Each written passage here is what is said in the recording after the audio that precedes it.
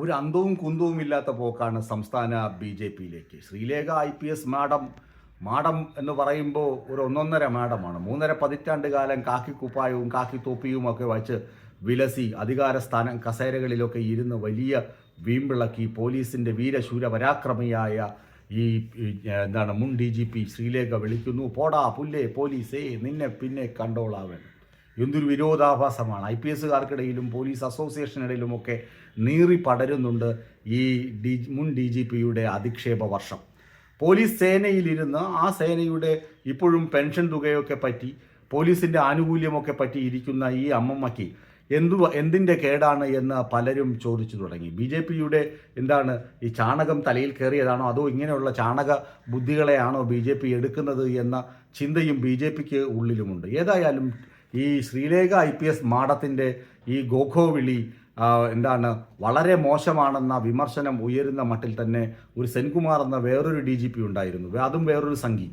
അയാൾ ഇറങ്ങിത്തിരിച്ചിട്ടുണ്ട്. പോലീസ് അസോസിയേഷനെതിരെയാണ് അദ്ദേഹത്തിൻ്റെ മുദ്രാവാക്യവും ആക്രമണം. നിന്റെ മുഖ്യമന്ത്രിയെ മുട്ടുകുത്തിച്ചവനാണടാ ഞാൻ, അതുകൊണ്ട് എനിക്കെല്ലാം അറിയാമടാ എന്ന തരത്തിലാണ് ആ സംഘി നേതാവായ മുൻ DGPയുടെ വാഗ്വാദങ്ങളും ഗോഖോ വിളിയും.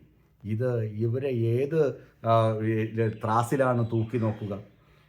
ഒന്നുമില്ലെങ്കിലും സാധാരണ പോലീസോ CPO ആയോ റിട്ടയർ ചെയ്ത വ്യക്തികളല്ല, SI ആയോ DOSP ആയോ റിട്ടയർ ചെയ്ത ആളുകളല്ല. ഇവർ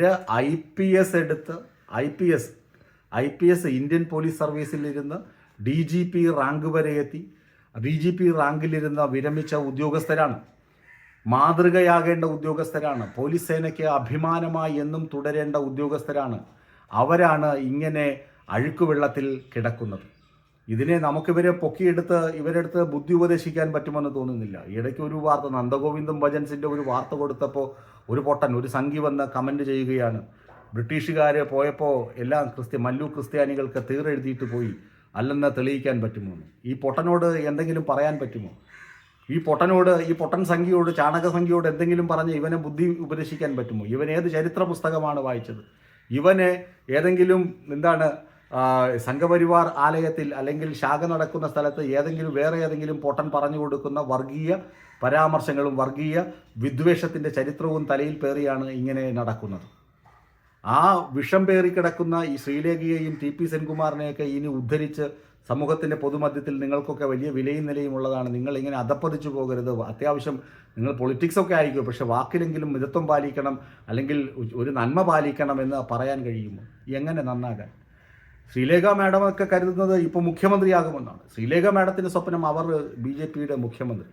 അവരെ പിന്തുണയ്ക്കാൻ തൃപ്പൂണിത്തുറയിൽ നിന്നൊക്കെ ജയിച്ചു വരുന്ന 2020യുടെ കുറച്ച് മന്ത്രിമാർ, 2020യുടെ മന്ത്രിയുടെ പ്രഖ്യാപനങ്ങളിൽ ഇനി മെയ് 4-ാം തീയതി എത്ര പടക്കം വാങ്ങുന്നു എന്നൊക്കെയാണ് അവരുടെ അടുത്ത് ആളുകൾ ചോദിച്ചത്. MLA ആകുമല്ലോ എന്നൊക്കെയാണ് ആളുകൾ അവരോട് പറഞ്ഞതെന്നാണ് അവർ പറയുന്നത്. അവരെ ഒന്നും ട്രോളാനോ ആക്ഷേപിക്കാനോ അല്ല. പക്ഷേ ഈ 2 DGPമാരെയും നമ്മൾ വിമർശിച്ചേ പറ്റുകയുള്ളൂ. അവരെ വിമർശിക്കാതിരിക്കാൻ നിർവാഹമില്ല. കാരണം അവരൊക്കെ സമൂഹത്തിന് മാതൃകകളായിരുന്നു. കേരളത്തിലെ യുവാക്കൾക്കൊക്കെ വളരെ മാതൃകാപരമായി സർവീസിലിരുന്ന ആളുകളാണ്. പിന്നെ DGP ആയിരിക്കുന്ന സമയത്ത് TP സെൻകുമാർ കുറച്ച് വഴിവിട്ട ഇടപെടലൊക്കെ നടത്തി. അതൊക്കെ മറ്റു കാര്യം. വഴിവിട്ട ഇടപെടലിന് അഴിമതി കാണിച്ചു എന്നല്ല, ഈ സംഘി രാഷ്ട്രീയം തലയ്ക്ക് പിടിച്ചു എന്നത് ഒരു വസ്തുതയാണ്, പരമാർത്ഥമാണ്. അതൊരു പോരായ്മയാണ്. അതൊക്കെ അന്നേ കേരളം തള്ളിക്കളഞ്ഞതാണ്. പക്ഷേ DGP എന്ന റാങ്ക്, അതിനെയൊക്കെ മലയാളികൾ ഒരുപാട് ബഹുമാനിക്കുന്നുണ്ട്. ആ പദവിയിൽ നിന്ന് റിട്ടയർഡായ ശേഷം വന്നു നിന്നിട്ട് ഒരു കാര്യവുമില്ല. അതല്ല, ഇവർക്ക് 4 അണയുടെ ബുദ്ധിയെങ്കിലും ഉണ്ടായിരുന്നെങ്കിൽ വട്ടിയൂർക്കാവ് നെട്ടയം മലമുകളിൽ നടന്ന സംഭവത്തിൻ്റെ നിജസ്ഥിതി എന്താണെന്ന് ഇവർക്ക് മനസ്സിലാക്കാമായിരുന്നു. ഈ കരമന ജയനൊക്കെ വിളിക്കുന്നല്ലോ, നിന്നെ പിന്നെ പേരെടുത്ത് പറഞ്ഞ് വിളിച്ചു പറയുന്നുണ്ട് ആളുകളെ അടിക്കും ഇടിക്കുമെന്നൊക്കെ. അവനൊക്കെ കുറച്ച് ബുദ്ധി പറഞ്ഞു കൊടുക്കാമായിരുന്നു. ജയനൊക്കെ കുറച്ച് ബുദ്ധി പറഞ്ഞു കൊടുക്കാനുള്ള ഒരു യോഗ്യതയൊക്കെ ഈ ശ്രീലേഖയ്ക്കുണ്ട്. അവർ ഈ വസ്തുതാപരമായി പോലീസിൻ്റെ ബുദ്ധിയോടുകൂടി ഒന്ന് പഠിച്ചാൽ മതിയായിരുന്നു. അവിടെ എന്താണ് നടന്നത്? ഒരു വസ്തുതർക്കം. ആ വസ്തുതർക്കത്തിൽ ഒരു വീട്ടിലേക്ക് വേറൊരു വീട്ടിൽ നിന്ന് മരക്കൊമ്പ് ചാഞ്ഞിരിക്കാം. കൊമ്പ് മുറിക്കാനോ മരം മുറിക്കാനോ തന്നെ അയാൾ തയ്യാറുമാണ്. അയാൾക്കെതിരെ പാർട്ടി രാഷ്ട്രീയം മുതലെടുക്കാൻ വേണ്ടി ഭാര്യയെ മുണ്ടുപൊക്കി കാണിച്ചു എന്ന കള്ളക്കേസ് കൊടുപ്പിച്ചത് BJP. അയാളെ അടിച്ചത് BJP.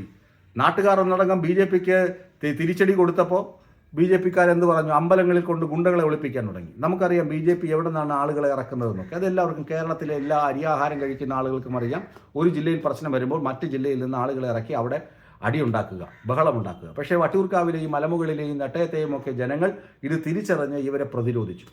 പോലീസും കൃത്യമായി ഇടപെട്ടു. പോലീസ് ഇടപെട്ടപ്പോൾ പോലീസിന് തലയൊക്കെ അടിച്ചു പൊട്ടിച്ച വിഷ്വലൊക്കെ നിങ്ങൾ കണ്ടു കാണും. എനിക്കതൊക്കെ എൻ്റെ കയ്യിൽ വിഷ്വലൊക്കെ ഉണ്ട്. എനിക്കത് കാണിക്കാൻ ഒരല്പം മടിയുള്ളത് കൊണ്ടും എൻ്റെ ചാനലിൽ അത്രയും വിഷ്വൽ പോണ്ട എന്ന ആഗ്രഹം നിർബന്ധ ബുദ്ധി ഉള്ളത് കൊണ്ടുമാണ് ഞാൻ ഈ കഥാപ്രസംഗം പറഞ്ഞിരിക്കുന്നത്. അല്ലെങ്കിൽ ഞാനും ആ വിഷ്വലൊക്കെ കാണിച്ചേനെ. അത് കാണിക്കേണ്ട എന്ന് വെച്ച് തന്നെയാണ്.